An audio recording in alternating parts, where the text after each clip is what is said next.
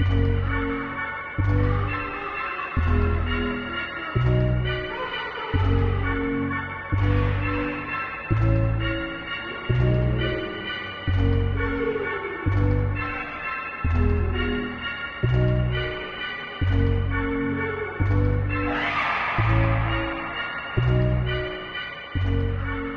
noches a todos, bienvenidos a una nueva edición de Noche de Huesos. Habla Ariel como siempre, intentando ponerle un poco de orden a este caos que llamamos realidad. Te veo con un saquito importante hoy. ¿El otoño porteño te está pegando fuerte o es otra cosa? Hola a todos los que nos escuchan. Un poco y un poco. Está rarísima Buenos Aires hoy, esa humedad pesada que te pega al piso, ¿viste? Pero más allá del clima, no sé, hay una vibración distinta en el estudio. Como si el aire estuviera más espeso de lo normal. Vos no sentís nada o tus planillas de Excel no te dejan percibir el ambiente. Mis planillas dicen que si no cerramos bien la ventana del control, entra un chiflete que nos va a dejar a los dos de cama. Viento del río, male, pura física. Te concedo que la ciudad hoy tiene ese tono grisáceo, medio melancólico, que te invita a quedar adentro laburando con un cafecito de por medio. Y de película de suspenso de las viejas. Ves, al final sos un romántico a tu manera. Pero sí, tenés razón en algo. Es una noche ideal para lo que tenemos preparado. Me costó un montón concentrarme hoy en el viaje para acá. Sentía que la gente en el subte estaba como eléctrica, esquiva. Hay días donde lo invisible se hace notar más, aunque vos le quieras buscar la explicación en el barómetro. Que para eso estamos, para equilibrar los tantos. Vos ponés la intuición y yo trato de que no nos vayamos por las ramas antes de tiempo. Bueno, ya estamos acá cómodos con los micrófonos calientes. Traje un termo nuevo, así que mate no va a faltar en esta vigilia.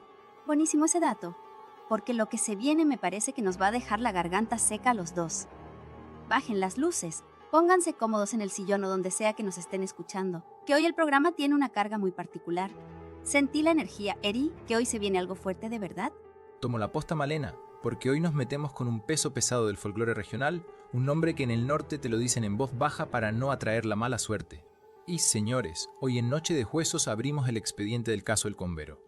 Yo estuve revisando los números y la geografía de esto, y me llama la atención cómo una figura que nace como el dueño del sol, el Cuaray Yara para los guaraníes, termina convirtiéndose en ese ser oscuro que acecha en la siesta o en la noche profunda. Estamos hablando de una zona enorme, que va desde Misiones hasta el este de Bolivia, pasando por todo nuestro litoral. Es que no es solo un mito de exportación, Ari. Es una entidad que respira con el monte. A mí me pasa que cuando leo sobre el Combero, siento una pesadez en el pecho, como si el aire se volviera más denso. Vos ves mapas y fechas, pero yo veo una energía que se protege a sí misma. Los guaraníes lo veían como un genio protector de la naturaleza, alguien en a que pedirle permiso para entrar al bosque. El problema es cuando el hombre rompe ese equilibrio y el protector se vuelve un cazador, algo mucho más turbio que un simple duende. Bueno, ahí entra la parte que trato de desglosar. Con la llegada de las misiones jesuíticas en el siglo XVII, la figura se deforma, se vuelve un duende o algo más cercano al familiar maligno para asustar a la gente. Pero los informes del dossier que tengo acá son concretos y me sacan de la teoría de los libritos. El caso de Paraje San Ignacio en Misiones, año 92. Portes policiales oficiales de chicos que desaparecían y volvían a los 2 días en trance, sin un rasguño pero con la memoria en blanco. Como decía el oficial a cargo, los pibes no recordaban nada, estaban como desconectados del mundo. Esa amnesia es la firma de algo sobrenatural. No es que se pierden en el monte porque no conocen el camino. El Combero los lleva, los envuelve en su frecuencia. Y ni hablemos de lo que pasó en Formosa hace unos años, en Tofetín. Esos audios que se viralizaron son de terror. Ese silbido que no es humano, tan agudo que te taladra los oídos. No es un pájaro, es un aviso. Te está diciendo que ya sos suyo. El tema del silbido es lo que más me cuesta procesar desde los datos. En esos audios de Formosa, los especialistas dicen que la polifonía es imposible para cuerdas vocales humanas. Lo que más ruido me hace es la muerte de los animales de granja sin rastro de sangre. No hay depredador en la zona que actúe así. Es como si el tipo tuviera un método quirúrgico para vaciarlos. Es incomprensible desde la biología, pero los testimonios son miles. Que justamente por esa falta de explicación lógica, Malena, es que me mandé hasta allá. Podía quedarme con lo que decía el dossier. Tomé un micro hasta Corrientes y de ahí una chata hasta un campo cerca de los esteros. Legüé justo cuando el sol se estaba hundiendo, esa hora donde el calor de la siesta no se va, sino que se queda flotando en el aire como una manta pesada y húmeda que se te pega a la remera. Es la hora del cambio de guardia, Ariel. En el campo se sabe que cuando el sol cae, la tierra deja de ser nuestra.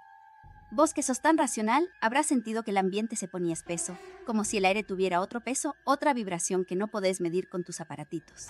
Lo primero que me sacudió no fue lo visual, fue el oído. Caminaba por un sendero de tierra colorada entre montes de espinillos y de golpe se hizo un vacío acústico total. Callaron las chicharras, se callaron los pájaros, hasta el viento dejó de soplar. Fue un silencio artificial, Malena, como si alguien hubiera puesto una campana de cristal sobre el monte. Me pegó el olor, aroma rancio a tabaco viejo de ese que se masca, mezclado con algo dulzón, como miel fermentada y pelaje de animal mojado. Un olor que se te queda pegado en la garganta y te da náuseas. Ese es el rastro del Caraipillare. No es un olor azaroso, firma. El tabaco y la miel son sus debilidades, pero también es como él se materializa ante nuestros sentidos humanos. Es una entidad que reclama su territorio. Y en ese silencio que describís, no es que no haya sonido, es que la naturaleza se queda muda por respeto y por terror. Le estaba Ariel, midiéndote, decidiendo si eras una amenaza o un juguete. Juro que lo sentí. Me quedé quieto en medio del sendero y de la nada sentí una ráfaga de calor en la nuca, pero un calor físico, como si alguien estuviera parado a centímetros mío exhalando aire caliente sobre mi piel. Se me erizaron hasta los pelos de las manos. Pido, y no vi a nadie, pero las sombras de los árboles se proyectaban deformes sobre la tierra roja. Sombras que no coincidían con las ramas se veían más robustas, con unos brazos larguísimos que parecían arrastrarse por el pastizal, como si el monte mismo tuviera hombros de hombre. Hizo que decís de los hombros de hombre es lo que me rompe la lógica, Male. Cabeza de periodista media, che Ariel, calmate, esto es pareidolia pura. El cerebro tratando de darle forma humana a un conjunto de sombras irregulares para procesar el miedo en un ambiente hostil. Después vino el sonido y se me quemaron los papeles. No era un silbido común de esos que haces para llamar a un perro o para chiflar una canción. Algo metálico, agudo, que me vibraba en los dientes, te juro. Un silbido que empezaba lejos allá por el fondo del monte y terminaba dentro de mi oído izquierdo en un segundo. Lo loco es que los informes policiales de Formosa del Tofeste que estuve revisando para el dossier mencionan exactamente lo mismo, un silbido polifónico. ¿Sabes lo que significa eso técnicamente? Es un sonido que tiene varias frecuencias al mismo tiempo. Físicamente, un aparato fonador humano no puede producir eso. Necesitas una estructura distinta como la de algunas aves o algo que no debería estar caminando en dos patas por el Chaco. Es que no es un ave, Ariel, por más que intente imitarla para mimetizarse. Ese silbido es su frecuencia vibratoria rompiendo el plano físico. En la creencia popular se dice algo que es clave para entender el peligro. Cuando escuchas el silbido lejos es porque el bombero ya te está respirando en la nuca. Es un aviso, una forma de desorientar tu instinto de supervivencia. Si lo sentís cerca, recién ahí podés respirar un poco porque está a kilómetros. Juega con tu percepción espacial para que te pierdas, para que el monte te trague. Lo de los informes que mencionás sobre las aves de corral muertas que aparecen sin una gota de sangre, pero con los órganos intactos, cierra perfecto con su naturaleza. El Caraipillare no mata por hambre, mata por una cuestión territorial o por ofensa. Es una entidad elemental que no entiende de nuestra lógica ni de nuestra moral, pero sí entiende de respeto. Si vos entraste a ese sendero sin pedir permiso, sin dejar un poquito de tabaco o una gota de caña en el suelo, para él sos un invasor. Esas sombras que viste no eran un error de tu ojo, Ariel. Era la densidad energética del deformando la luz a su alrededor. Me matás con lo de la frecuencia vibratoria, Male, de verdad te lo digo. Película de terror de los 80. Pero cuando estás ahí, en el medio de la nada, con ese calor que te brota de la tierra y un silencio que te zumba en los oídos, cualquier lógica se te empieza a desmoronar. Déjame que te baje esto a datos concretos porque en este dossier que tengo acá hay un testimonio que me vuela la cabeza, parte policial de 1982 del paraje San Ignacio allá en Misiones. Oficial de la provincia relata la aparición de dos nenes que se habían perdido en el monte durante una siesta. Los pibitos aparecieron a las 48 horas impecables, ni un raspón ni una picadura de mosquito tenían, pero estaban en un estado de trance total.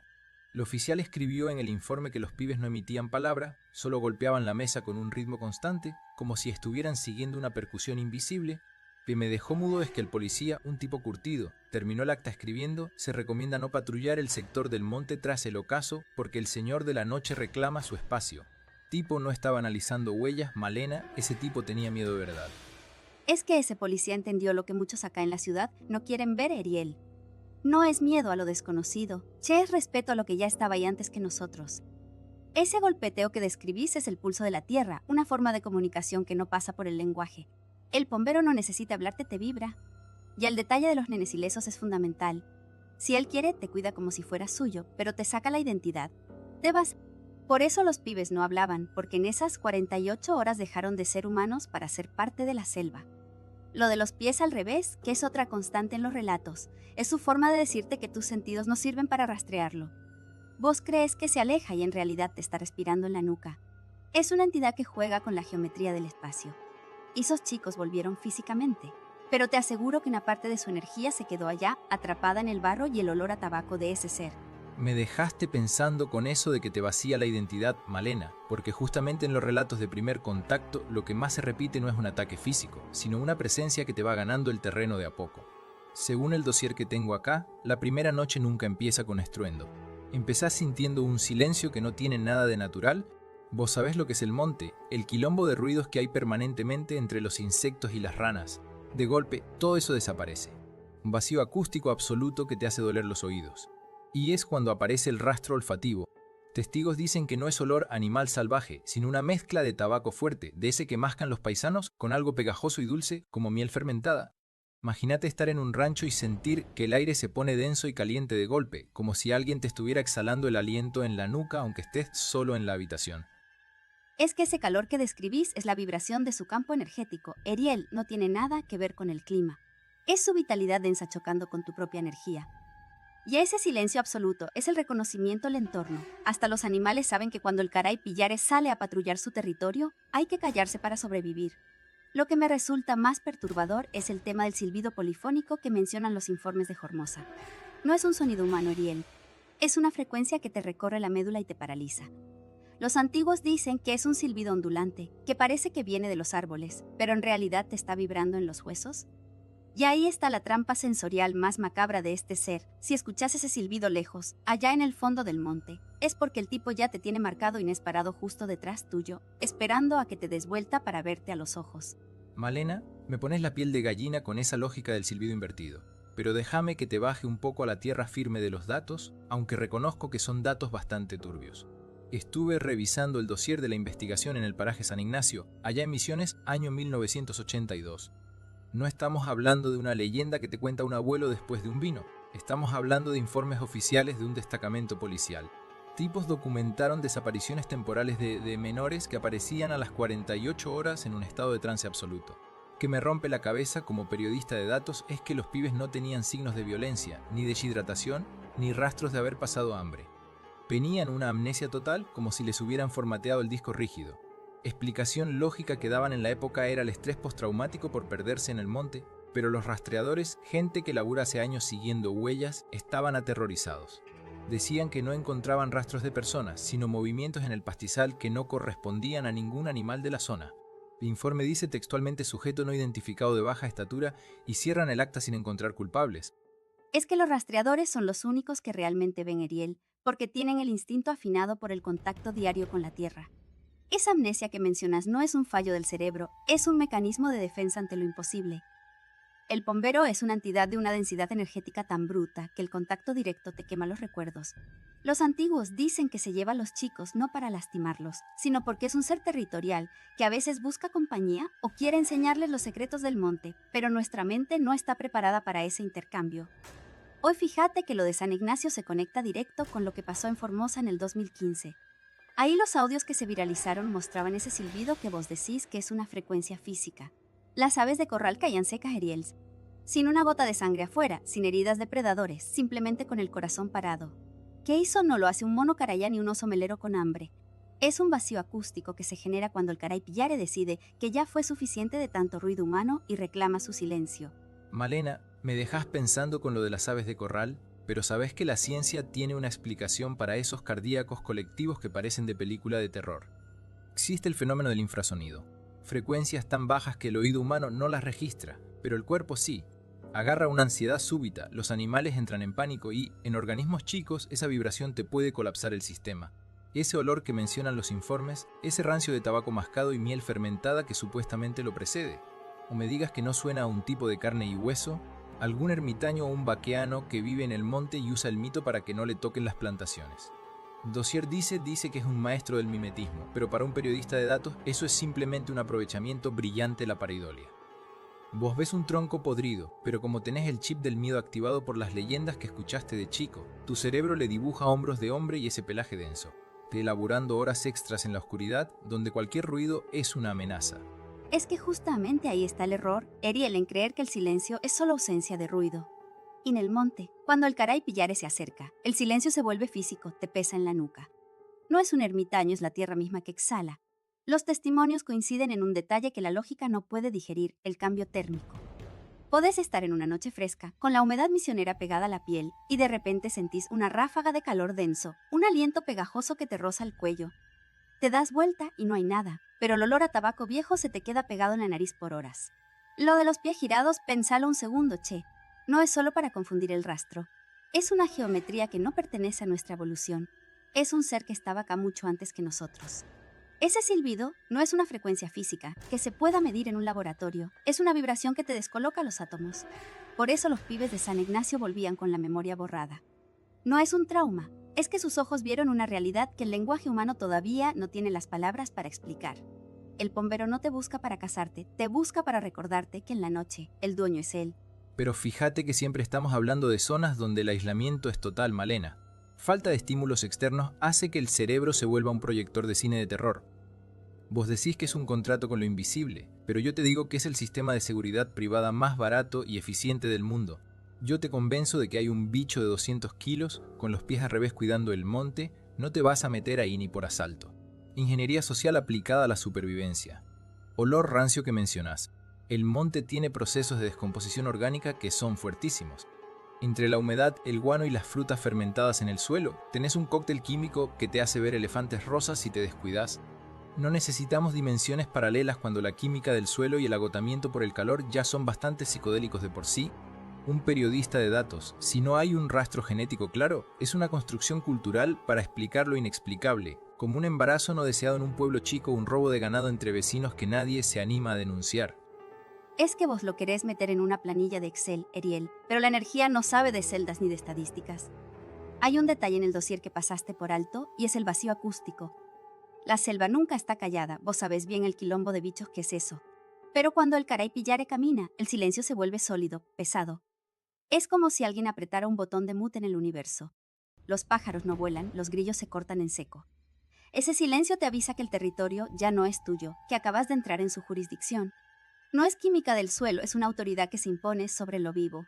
Y ese silbido, Eriel, ese silbido que parece que viene de todos lados y de ninguno a la vez, no es un pájaro, es el sonido de una flauta de hueso que te vibra directo en el esternón. Si lo escuchas lejos, es porque ya lo tenés respirándote en la nuca, sintiendo ese calor pegajoso que mencionan los informes. Ahí no hay dato que te salve del frío que te recorre la espalda cuando te das cuenta de que el dueño del lugar te está evaluando. Malena, te reconozco que lo del silencio es un recurso narrativo espectacular, pero para la biología eso tiene un nombre, respuesta de congelación. Cuando un depredador de élite entra en escena, la fauna local se queda muda para no ser detectada. Puro, no magia. Sobre ese silbido que decís que te vibra en el esternón, hay estudios muy serios sobre el infrasonido. Corrientes de aire entre los cañaverales o el canto del urutau pueden generar frecuencias que el oído no capta, pero el cuerpo sí, y eso te dispara una paranoia sensorial que te hace ver sombras donde hay solo ramas. Fíjate este dato del dossier sobre el caso de Formosa en el año 2015, que es el que me hace ruido a nivel estadístico. En las grabaciones se escucha un silbido polifónico, algo que las cuerdas vocales humanas no pueden reproducir físicamente. Peritos dicen que es un ave, pero lo perturbador es el saldo de esa noche las aves de corral muertas. Aparecieron sin una gota de sangre pero sin heridas externas, como si les hubieran desenchufado la vida de un tirón. Un periodista de datos, eso suena a un pico de estrés ambiental o una toxina, pero entiendo que para vos es la firma del autor. Es que vos mismo lo estás diciendo, Eriel. Un paro cardíaco masivo en todo un gallinero, al mismo tiempo después de un sonido que la ciencia no puede explicar. ¿No te suena que algo le succionó la chispa vital? El Caray Pillare no es un animal que necesita morder para matar. Él es el dueño del lugar, Eriel, y cuando se siente invadido o cuando alguien se olvida de dejarle el tabaco y la miel en el rincón del rancho, él cobra su peaje. Y ese vacío acústico del que hablábamos no es solo silencio, es el espacio que deja la energía vital cuando se retira. Mira el caso de San Ignacio en el 82, esos nenes que volvían después de 2 días en el monte. Estaban físicamente impecables, ni un raspón de una rama, pero con la mirada perdida y una amnesia total. Vos decís que es trauma, pero yo siento que es el contacto con una vibración tan pesada que el cerebro humano no la puede procesar. Es como si el bombero les hubiera reseteado el alma. No te rapta el cuerpo por hambre, te rapta la voluntad. Te deja ahí, caminando en trance entre los árboles, mientras él se queda en la sombra, masticando ese tabaco invisible y esperando al próximo que se atreva a silbarle de vuelta. Malena, eso del reseteo del alma suena muy poético para un podcast, pero en psicología de emergencias tiene un nombre menos místico: disociación peritraumática. Pibe de 6 años solo en el Monte Misionero, con el calor, los bichos y el miedo absoluto, entra en un estado de shock tan profundo que el cerebro, para protegerse, le borra la cinta. Un mecanismo de defensa biológico, no un hechizo del caray pillare. Lo que sí me quita el sueño de ese reporte, y acá te reconozco que los números no me cierran, es lo que figura en las actas de los peritos que rastrillaron la zona. Queanos, gente que conoce el monte como la palma de su mano, encontraron huellas en barro seco cerca del lugar del hallazgo, pisadas humanoides, pero con una profundidad en la tierra que indicaba un peso de más de 200 kilos. Un ser de 1,20 m con ese tonelaje es físicamente imposible para nuestra fauna. Colmo, las huellas estaban orientadas hacia atrás, con los talones donde deberían estar los dedos. Lógica me dice que podría ser alguien con calzado trucado para despistar a los rastreadores, pero la presión ejercida sobre el suelo requeriría una densidad ósea que no existe en este plano. Es que vos buscas la densidad en los huesos, Ariel, y yo la busco en la atmósfera. Esa pesadez que sentís cuando el aire se pone espeso, como si de golpe te metieran adentro de un frasco de dulce de leche. Los testimonios de los que sobrevivieron al encuentro coinciden en algo que va más allá de la vista: el rastro sensorial. No es olor a animal podrido, es un aroma rancio a tabaco mascado mezclado con el olor dulce y pegajoso de la miel fermentada y el pelaje húmedo de un perro salvaje. Es una mezcla de lo silvestre con lo vicioso, Ariel. Lo más perturbador es la temperatura. Hay gente en el Chaco que jura haber sentido una ráfaga de calor súbito en la nuca, un aliento caliente que te empaña la piel en plena noche fresca, justo antes de que el silencio se vuelva total. Para vos será una corriente de aire o un fenómeno climático, pero para el que está ahí, en medio de la oscuridad, es la certeza física de que el dueño de la noche te está respirando en el cuello. Está evaluando si le dejaste su ofrenda de aguardiente o si simplemente sos un intruso al que puede llevarse por delante. Y si aliento en la nuca, Malena, me suena más a una sugestión térmica que a un ente de otra dimensión. Mucha vegetación. El aire caliente queda atrapado bajo el follaje. Cuando caminas, generas una turbulencia que te devuelve tu propio calor corporal o el de la tierra que estuvo al sol todo el día. Che, estamos hablando de provincias con una tradición tabacalera enorme. Aroma a tabaco mascado y miel es parte de emisiones o corrientes. Hace falta un duende para explicar un olor que flota en el aire cerca de cualquier galpón o secadero de la zona. Pero hay algo que mencionaste sobre ese sentimiento de ser observado que me lleva a pensar en el dato de los animales domésticos que figura en el dossier. Los informes dicen que los perros, que suelen ser los primeros en armar quilombo ante un extraño, se quedan mudos. Conden abajo de los carros, tiemblan. Silencio repentino de la fauna es lo que no me termina de cerrar con una explicación puramente biológica o de distorsión de aire. Es que el silencio de los animales es el primer aviso del territorio marcado, Ariel. No es un silencio común, es lo que los informes clasifican como vacío acústico. Imagínate estar en el medio del monte chaqueño, donde el ruido de los insectos y las ranas es ensordecedor y de golpe, como si alguien bajara una palanca de sonido, todo se apaga. Es un bache de realidad que te oprime el pecho. Y ahí es cuando aparece el silbido. Pero no es un silbido de alguien que va caminando tranquilo por la calle Corrientes, Ariel. Es un sonido largo, agudo, con un vibrato que te genera un malestar físico real, casi como un zumbido en los dientes. Los vaqueanos dicen que suena como una flauta hecha de hueso humano. Lo más aterrador es la lógica inversa que maneja este ser. Según la creencia, si escuchas el silbido lejos, bien al fondo de los pastizales, es porque el caray pillare ya está parado justo atrás tuyo. Es una distorsión sensorial absoluta, porque para cuando intentas darte vuelta, el dueño de la noche ya decidió qué va a hacer con vos. Poco. Malena, que me vas a terminar convenciendo de que tengo que dejarle un pucho y un frasco de miel en la puerta de la radio por las dudas. Intima que armás.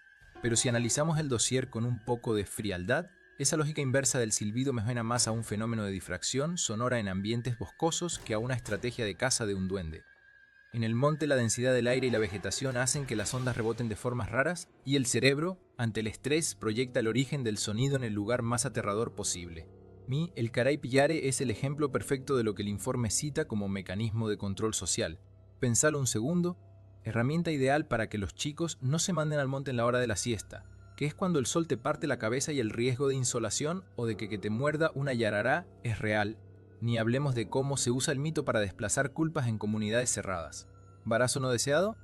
Alguien que faltó 3 días de su casa. Echamos la culpa al bombero y listo. El tejido social queda intacto porque el culpable es un ente sobrenatural que no tiene que rendir cuentas ante la policía.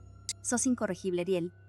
siempre buscando el casillero para etiquetar lo que no podés explicar con una planilla de cálculos. El dossier no habla solo de leyendas rurales para asustar chicos, habla de reportes oficiales. Lo de San Ignacio en el 82 no fue una insolación colectiva. Esos pibes aparecieron a kilómetros de donde se perdieron, en un estado de trance que los médicos no pudieron descifrar. El bombero no es un vigilante moral, es un genius loci, una entidad elemental que estaba acá mucho antes de que nosotros pusiéramos el primer ladrillo en Buenos Aires. Es la personificación de la naturaleza que se defiende. Vos decís que es un invento para explicar lo inexplicable, pero para mí las ofrendas de tabaco y aguardiente son contratos energéticos. El ser humano trata de negociar con una fuerza que lo supera. Y ese vacío acústico que mencionábamos no es un rebote de ondas, es un desplazamiento interdimensional. La entidad vibra en otra frecuencia y, cuando se manifiesta, absorbe la energía del entorno, incluyendo el sonido de los insectos y hasta el calor del ambiente. Por eso sentís ese frío o ese calor repentino que no tiene nada que ver con la meteorología. Bueno, pero fíjate que incluso tu teoría de la energía tiene una base biológica en el dossier que no podemos ignorar: el infrasonido. Aves como el urutau o el viento chocando contra formaciones rocosas pueden emitir frecuencias por debajo del umbral audible que generan ansiedad, náuseas y esa sensación de que hay alguien detrás tuyo. Es una presencia de otra dimensión. Es tu propio sistema nervioso reaccionando a un estímulo físico que no llega a procesar como sonido. Huellas de 200 kilos. En el barro del litoral, cualquier pisada de un animal pesado se deforma con la humedad y termina pareciendo una bota de gigante. El ser humano tiene una capacidad increíble para la pareidolia. Vemos caras en las nubes y monstruos en los arbustos porque nuestro instinto de supervivencia prefiere ver un depredador donde no hay nada antes que ignorar un peligro real. Más lógico pensar en un oso melero o un mono carayá visto de noche y bajo presión que en un ser con los pies al revés. El problema de tu lógica es que asume que el testigo es un tonto que no conoce su propio territorio. Un vaquiano que vive hace 50 años en el monte sabe distinguir un carayá de algo que camina con hombros de hombre. No se trata de ver formas en las nubes, se trata de una presencia que te cambia el pulso. El bombero es el dueño de la noche porque maneja el territorio del oculto. Si fuera solo un mecanismo de control, la creencia se hubiera muerto con la llegada de la luz eléctrica y la tecnología. Pero los silbidos se siguen escuchando hoy, en pleno siglo XXI, y los perros se siguen escondiendo bajo los carros control que ningún infrasonido de viento puede explicar. Hay algo allá afuera que no quiere ser catalogado en tus archivos, Ariel. Es una conciencia antigua que nos deja caminar por su tierra solo si cumplimos sus reglas. O créeme, por más que vos busques la explicación en la psicoacústica, si alguna vez escuchás ese silbido lejos mientras caminas por el monte, lo último que vas a hacer es pensar en la frecuencia de las ondas. Vas a correr como corrieron todos antes que vos. Te tomo el punto de la persistencia del mito. Es verdad que hay algo en la figura del bombero que sobrevive a cualquier avance moderno. Al final del día, no importa si es un ente físico o una proyección de nuestro inconsciente colectivo ante la inmensidad de la naturaleza. Como sea, la advertencia está dada. Es este caso 94, pero me dejaste pensando en ese silencio de los animales. Próxima vez que se corte el sonido en el estudio, Malena, te juro que lo primero que voy a buscar es si hay olor a tabaco en el aire. No lo digas ni en broma. Che, que al señor de la noche no le gusta que lo nombren al aire y menos en tono de joda. Mejor vamos cerrando por hoy antes de que se nos apague la consola sola. Gracias por acompañarnos en otra noche de huesos. Tengan cuidado con lo que escuchan cuando creen estar solos, y si sienten que alguien les sopla la nuca, no se den vuelta. Hasta la próxima. Bueno, che, llegamos al cierre de otro episodio. Gracias a todos los huéspedes por acompañarnos una noche más desde el otro lado de los auriculares. ¿Les gusta el laburo de investigación que hacemos y quieren bancar este proyecto? Acuérdense de suscribirse en la plataforma donde nos estén escuchando y activen las notificaciones.